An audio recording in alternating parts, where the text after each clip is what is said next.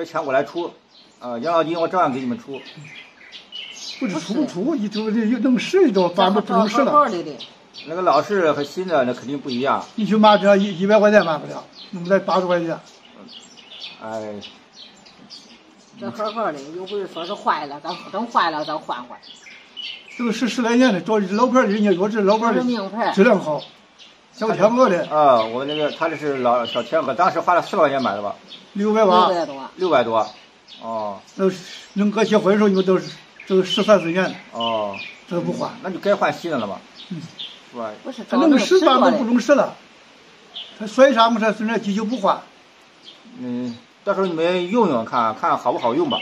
东西肯定是买了啊，钱我已经付过了，已经快到我们许昌了，昨天发的货。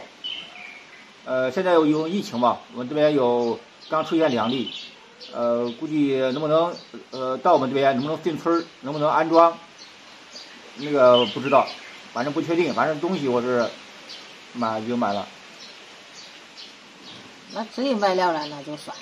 农业这个活是比较脏比较累的啊，有些衣服啊、被子啊、床单啊，你们都洗的时候也比较勤快，也方便啊。它都是全自动的，东西往里一扔，洗衣液倒，是吧？水管一接，电一插，就不用管了，该忙啥忙啥，它自己会洗，自己会脱水啊，自己会甩干，所以说省时省力也省钱，你们也老了也轻松一点嘛。